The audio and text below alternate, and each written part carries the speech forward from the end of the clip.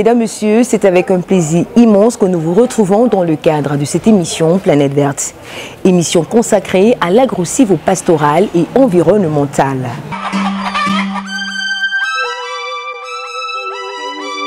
La banane plantain est une des productions culturelles locales les plus consommées au Cameroun. Et au fil des années, sa production n'a cessé d'augmenter. Malgré cet état, la demande reste considérable. À travers cette émission, nos experts nous donneront tous les éléments pour nous permettre de booster notre production, pourquoi pas également nous lancer dans sa production. Mesdames, Messieurs, installons-nous et prenons les notes sur l'historique, la culture et la commercialisation du bananier plantain. On se retrouve juste après.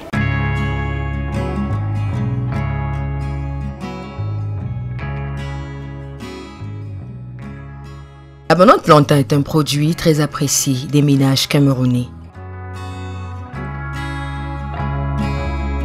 Parmi les spéculations cultivées au Cameroun, elle passera en tête en matière de consommation dans les foyers. Du nord au sud, comme de l'est à l'ouest, on la retrouve à toutes les tables. Le plantain particulièrement parce que ça se consomme partout. Du Mongo, du Nkam, de la Sanamati, même de Vouré. Le plantain se pratique partout. Et ça se consomme également partout. Les gens consomment le plantain, que ce soit en chips, en dodo, en semences. Donc les gens consomment du plantain. La plupart des Camerounais, qu'ils soient habitants des villes ou des campagnes, ont au moins un plant de bananier plantain dans leur jardin, cours, champs ou ferme. C'est l'une des rares spéculations les plus cultivées par l'ensemble des populations. Au-delà, la demande reste toujours plus grande à fournir.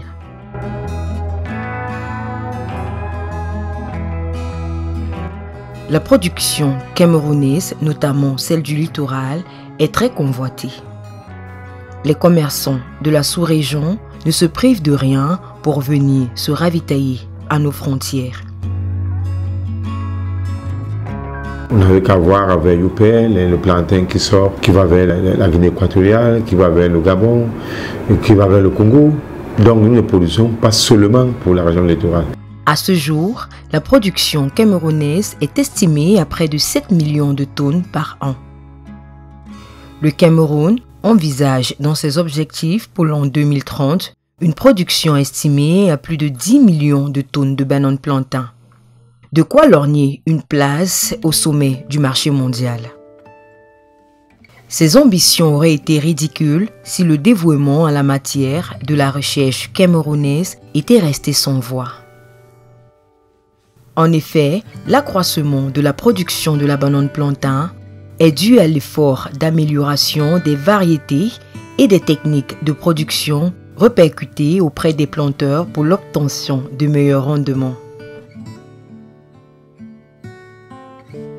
L'IRAD, l'Institut de recherche agricole pour le développement, et le CAPAP, Centre africain de recherche pour bananiers et plantains, ayant révolutionné le secteur par leurs multiples travaux.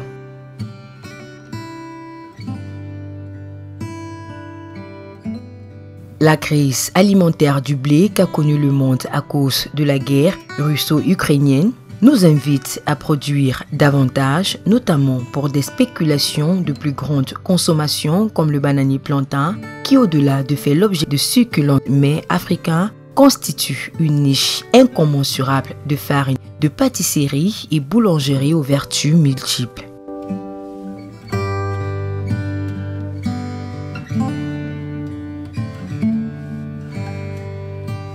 Comment s'approprier cette culture et produire en quantité et en qualité sans s'intéresser aux origines de la plante?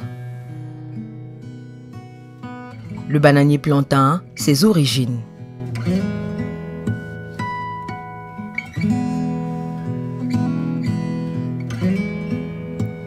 Pour avoir de plus amples informations sur les origines du bananier plantain et ses pratiques culturelles révolutionnaires,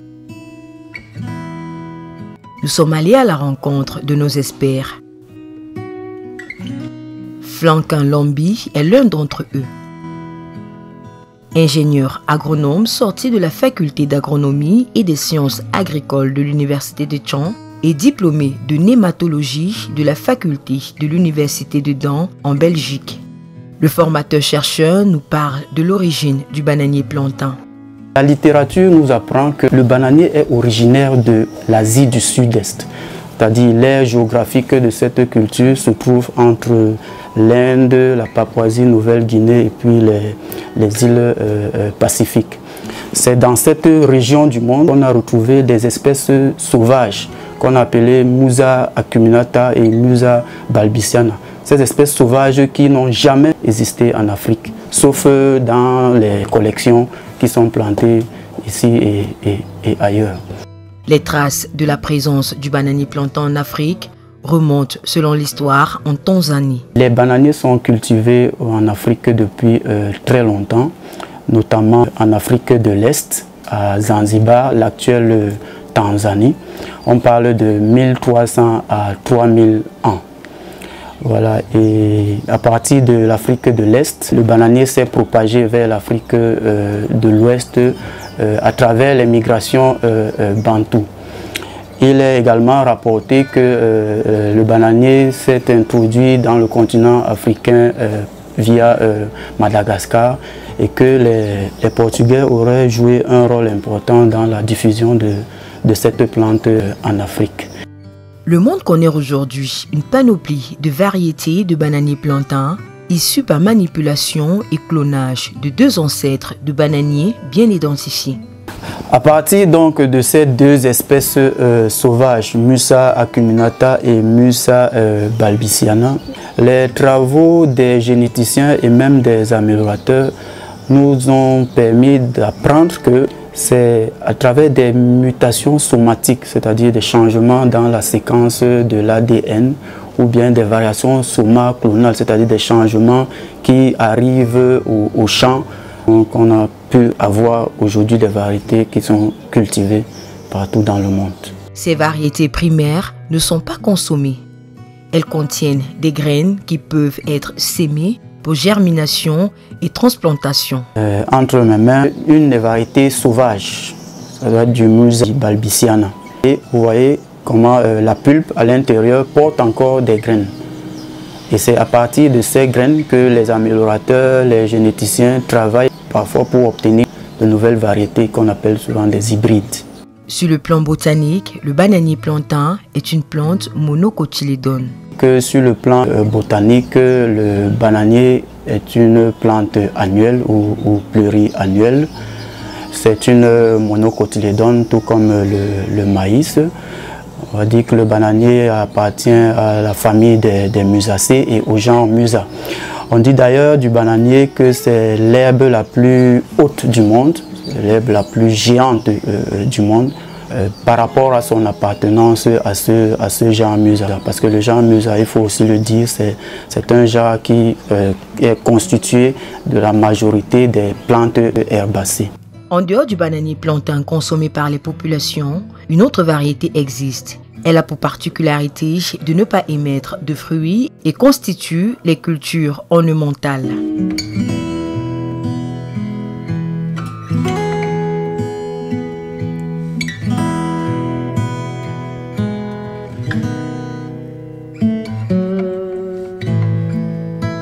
Le plant de bananier plantain, comment se présente-t-il?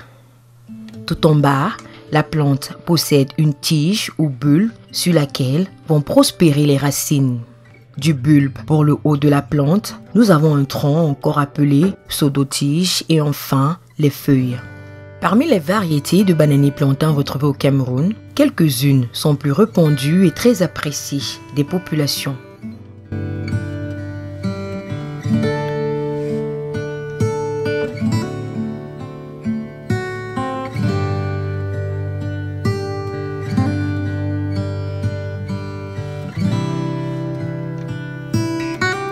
Variété, ça c'est le Munja. Le Munja, plus appelé le French clair scientifiquement. Là c'est considéré pour faire le condré avec la sauce d'arachide, avec le ndolé. Par contre ici, ça c'est le Big Banja. le Bikebanga, le Mburuku aussi, pour dire des variétés appropriées pour les chips. Pour sa culture au Cameroun, le terroir dispose de 5 grandes zones agroécologiques avec 4 zones plus favorables grâce à leur pluviométrie. En ce qui concerne la culture du bananier plantain dans notre triangle national, il faut déjà commencer par dire que le Cameroun est divisé en 5 grandes zones agroécologiques. Parmi ces 5 grandes zones agroécologiques, le bananier trouve ses conditions, les conditions favorables pour son développement dans au moins 4 de ces zones agroécologiques. La zone agroécologique de forêts denses humides à pluviométrie bimodale, ça englobe les régions du centre, du sud et de l'est. La zone agroécologique des forêts denses à pluviométrie monomodale avec les régions du littoral et du sud-ouest. La zone agroécologique des hauts plateaux où on retrouve également des bananiers avec les régions du nord-ouest et de l'ouest. La zone des hautes savanes guinéennes, mais avec juste une partie de cette zone, parce que cette zone agroécologique regroupe la région de la Damawa. Donc c'est au sud de cette région que le bananier peut trouver des conditions pédologiques et climatiques qui sont favorables à son développement.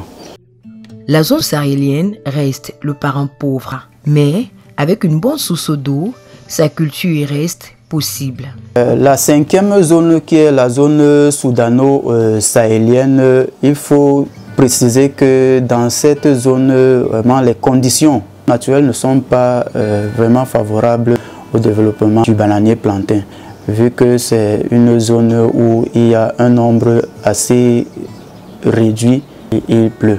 Mais la solution qu'on peut envisager, c'est que le bananier peut être cultivé dans presque toutes les zones si on peut, à partir de la saison sèche, envisager des possibilités, par exemple, d'irrigation.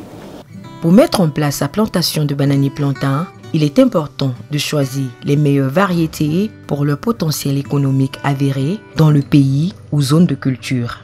Nous sommes en train de parler du bananier plantain qu'on produit dans les différentes zones agroécologiques du Cameroun. Et parlant donc du bananier plantain, il faut dire qu'au Cameroun, on a identifié pratiquement 145 variétés de type plantain. Et ces variétés de plantain sont regroupées dans 4 types. French vrai cône. Dans le type French, on va retrouver des variétés telles que le French sombre, le French clair. C'est une variété qui produit entre 10 et 12 mois environ, avec un poids de régime qui varie entre 15 et 20 kg. La différence avec les autres variétés de plantain, quand on parle des types French, c'est qu'à maturité complète, il y a toujours la présence de cette fleur mâle, qu'on appelle encore la popote. Voilà. Après les types French, on a un type intermédiaire entre les French et puis les faux cônes. Et ce type, on l'appelle le bâtard. C'est un plantain vraiment très apprécié et très recherché par les producteurs. Sur 10 exploitations agricoles au Cameroun aujourd'hui, je pense qu'on peut retrouver dans 9 cette variété qui se caractérise par des gros doigts, plusieurs mains, et le régime peut aller jusqu'à 25 kg. Comme je disais, entre les types French et puis les faux cônes, on a ces variétés dites faux cônes. Et dans ces variétés faux cônes, on va retrouver ici ce qu'on a appelé le Bikebanga. Et on va voir ici ce qu'on a appelé le Mburuku numéro 3. Et pour dire autre chose, c'est que le bâtard, le Bikebanga, le Mburuku numéro 3 sont des variétés qu'on a qualifiées comme variétés à haut potentiel économique. Donc s'il y a une recommandation à faire aux producteurs, c'est d'avoir ces 3 variétés dans leur exploitation. Donc, Bata, Bikebanga, Mburuku, c'est des variétés vraiment très appréciées, même sur le plan organoleptique, même sur le plan de la transformation, où on peut avoir des farines, où on peut faire des chips, où on peuvent aussi se prêter à plusieurs utilisations dans nos habitudes alimentaires. Le choix des variétés connues, il faut passer à l'obtention du matériel végétal. Deux méthodes principales permettent d'obtenir le plant à mettre en terre. La méthode du rejet à planter et celle de la multiplication végétative des pifs. Donc, après avoir identifié les différentes variétés à travers les régimes, comme on a vu, on se retrouve ici maintenant dans une parcelle où la question qui se pose, c'est comment obtenir le matériel végétal de ces variétés. On peut obtenir le matériel végétal du bananier plantain de deux façons. Par le prélèvement des rejets dans une ancienne parcelle et aussi par cette nouvelle technique qui a pratiquement révolutionné la culture du plantain qu'on appelle la technique du pif. Ici, on va faire juste une démonstration de comment arracher le rejet qu'on va utiliser pour la mise en place d'une nouvelle plantation. Le rejet est choisi au travers des critères bien précis. On a là un pied mère et puis autour on a un rejet. Et c'est donc ce rejet que nous allons prélever dans l'objectif d'établir notre nouvelle plantation. Et les rejets qu'on doit prélever ont une certaine caractéristique. Je dis que c'est un rejet qui a déjà tout son bulbe bien rond, qui n'a pas encore développé de grandes feuilles. La partie du bulbe n'est pas déjà consommée par ces feuilles. Donc c'est un rejet qui est idéal pour être prélevé et amené dans une nouvelle plantation. Après avoir clairement identifié le rejet à extraire du pied mère, il faut se servir du matériel d'extraction approprié. Ce matériel qu'on utilise pour enlever le rejet, ça a trois parties. La première partie qui part au sol, c'est 25 cm. Et le deuxième, c'est à 90 cm. Ce qu'on appelle la manche de ça ici, c'est 20 cm. Juste pour ajouter que le matériel qui est utilisé pour faire ce prélèvement des rejets, c'est ce matériel que je tiens là, qu'on appelle une gouge. C'est un matériel qu'on peut commander chez un forgeron, il va vous le faire. Donc, avec ce matériel, on le place entre le pied mère et le rejet qu'on veut arracher. Et puis, par les pics, on essaie de séparer justement ce rejet avec le pied mère. C'est vrai que le pied mère peut subir un peu une petite déstabilisation, mais on va progressivement jusqu'à retirer ce rejet. Il faut mettre la gouge entre le rejet et le pied mère. Et comme je disais, ça peut déstabiliser d'une manière ou d'une autre le pied mère, mais avec de la terre, on va restabiliser le rejet, le pied mère du bananier. Donc, on pratique comme ceci, et on le retire. Voilà un rejet que j'ai retiré avec pratiquement 90% de son bulbe. Il s'agit du rejet baïonnette. Le rejet retiré, quelle particularité revêt-il? Quand vous retirez un rejet en consommant beaucoup ce bulbe, vous ne pouvez pas avoir des meilleurs résultats quand vous allez le replanter dans votre nouvelle parcelle. Donc le rejet est arraché avec toutes ses racines, et puis tout son bulbe qui est encore son cortex. Il faut bien faire la différence entre un rejet devant servir au planting dans les champs et un rejet devant servir de base pour la production végétative des pifs. Vous voyez, ce rejet-ci, qu'on a dit qu'il est plus approprié pour être replanté au champ, différent de celui-ci qu'on peut utiliser pour la production des plants de bananiers plantains à travers la technique du pif.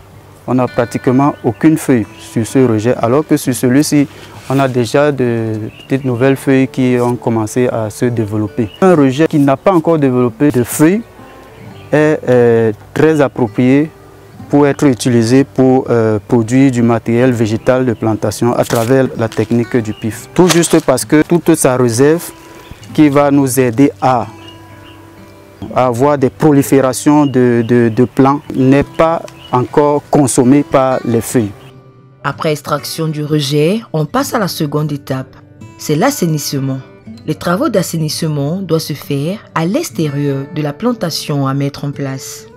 Ce rejet n'est pas prêt à aller directement le planter dans un champ. Il va subir d'autres opérations avant le planting dans une nouvelle parcelle. Pourquoi? Parce que dans le sol, on a deux principaux ravageurs chez les bananiers. Les nématodes qu'on va retrouver dans les racines et puis le charançon noir qui dépose souvent ses œufs et ces œufs se développent en larves qui vont manger complètement votre bulbe. Cette étape prend en compte le parage et consiste à parer le plant. Le parage, c'est une opération qui suit le prélèvement des rejets au champ, qui consiste à débarrasser le rejet de toutes les vieilles racines qu'on retrouve au niveau du bulbe. Donc on doit enlever toutes les racines qu'on voit là. Et on doit également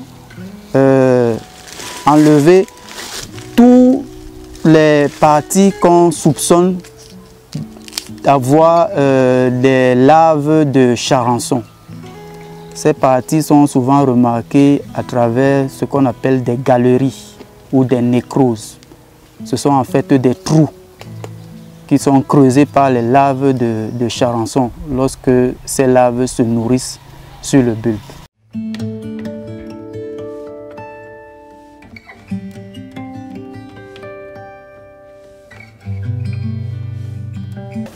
Voilà un rejet paré, je le mets là. Nous venons à présent de terminer l'étape du parage. Et on obtient le matériel que vous voyez là, qui est une première étape dans l'assainissement du matériel, avant d'aller le mettre dans une nouvelle parcelle. Après le parage, s'ensuit la réalisation d'un traitement phytosanitaire adéquat. Afin d'éliminer les champignons, le rejet paré est trempé dans une solution fongicide. Généralement, ce que l'on recommande, c'est qu'il faut avoir soit une bassine de 20 litres par là, qu'on peut remplir jusqu'à 16, 17 ou 18 litres d'eau. Et puis venir avec 50 millilitres d'insecticides et entre 50 et 100 grammes de fongicides. C'est des produits toxiques dont il faut faire attention par rapport à la pulvérulence. Et puis là, on va remuer. On va remuer. On remet, on remet. Voilà. Et puis, on va tremper nos rejets. Je rappelle encore que c'est juste une démonstration de ce qu'il faut faire.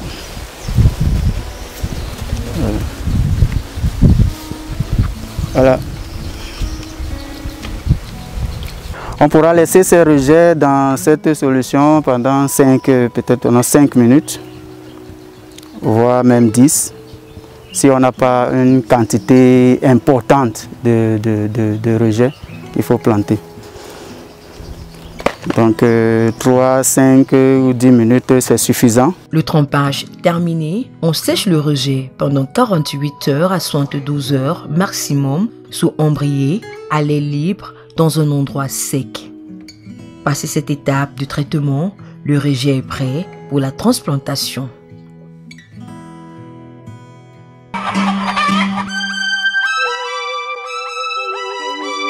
Hello, mesdames, messieurs, vous l'avez certainement deviné, ce n'est pas terminé. Ce n'était que la première partie de cette émission consacrée à la culture du bananier plantain. Nous espérons que vous avez appris quelque chose.